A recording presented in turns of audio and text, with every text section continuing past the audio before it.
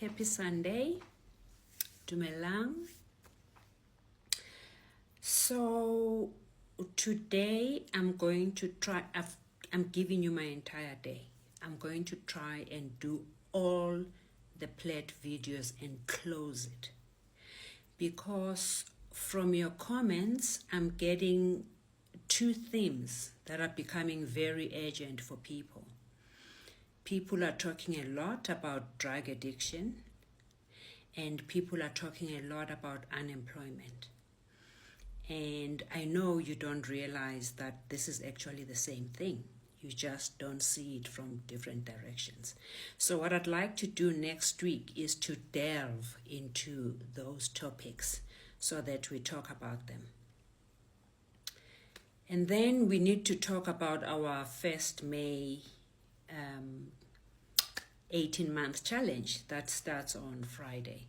So I'm going to make time to start preparing you from tomorrow so that we know what we're doing and how we're going to go through it.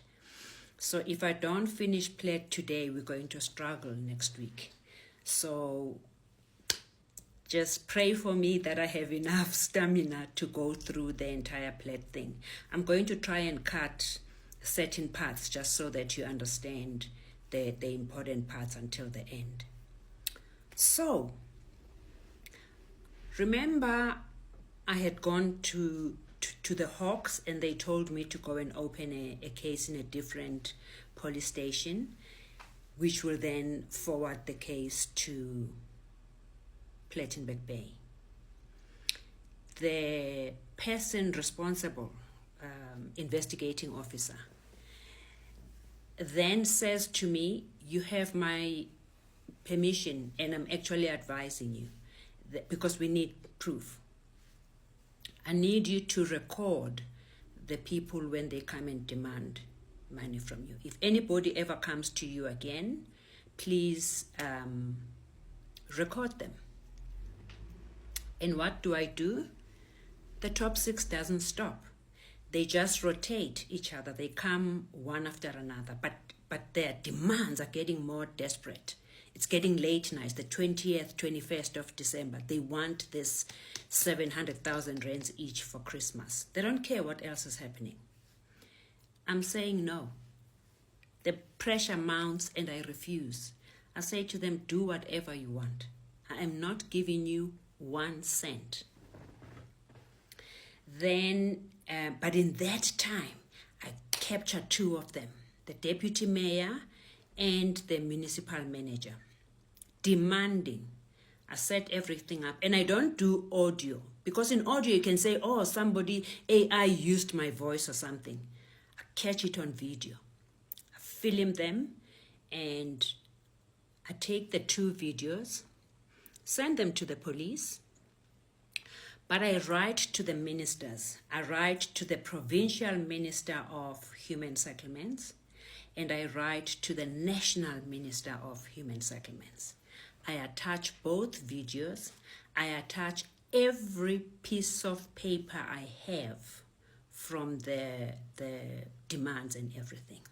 I attach everything and I write to the ministers and I say, urgent attention necessary. Do I get a response? No. So I've done my job. I've told them. I then write to the mayor.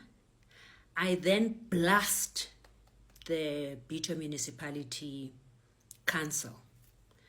So Plet, the municipality is called Bito Municipality. I blast each and every councillor. I send to all of them. I send the videos of their leaders siphoning cash from civilians. Actually, it's not siphoning cash from civilians. It's soliciting bribes from somebody who has come to help the community. So I send all of this to everybody. If you remember, I told you there's 3 parties, 3 political parties in Bito. It's the DA, it's the ANC, it's the AUF. The DA stands up and they say, we've always known that there's corruption, but no one has ever stood up and gave us proof of this corruption. But now that we have this, we can work with it. Then the mayor, who is the head of the municipality, I have a duty to write to him.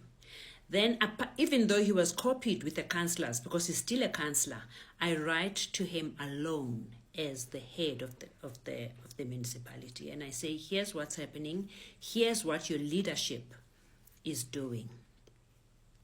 What does he do? He doesn't discipline them. He sues me. He gets his attorney to sue me. So they send a letter of demand that I must retract my statements and the videos. I say, no, let's go to court. I'm not retracting anything. I have proof. You've been crying for proof. I have proof now. So let's go. So the minute that happens, I get the letter, I respond to the lawyers, and they all back off all at once. They just keep quiet. I send all my international colleagues, I send them home for Christmas. I say to them, please do not rush back. I need to assess the situation in the new year, and I will stay in touch and I'll let you know if and when you come back. So everybody goes. I have a peaceful 2 to 3 weeks. There's no demands, there's nobody. Okay, Plet is busy in December, everyone is on holiday, but there's peace. There's no one bothering me, there's no work, there's nothing. I'm just doing my admin work. So I have peace for a good 2.5 weeks or so. Second week of January, everybody comes back. And I get invited to the municipality for a meeting. I go and they tell me, look, we have to start building now. The contract is ready. But before we do anything, we need to go and announce to the committee and introduce you formally. So we make an appointment with the community of Kolweni. We go and explain to the people that Ukana won the tender, but Ukana has ceded the contract to us, and we have converted the contract into a social project. And if there'll be any proceeds, they will be plowed back to Kolweni. And we don't impose, I don't impose on them on what to do with the profit. I ask them, what would you like me to do with the profit when we get it?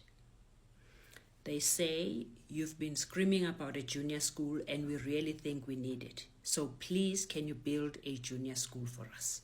Settled. We put it in the contract between us, Ukana, and the municipality, and it becomes part of the contract that we are definitely building a school with the profit. Nobody takes anything.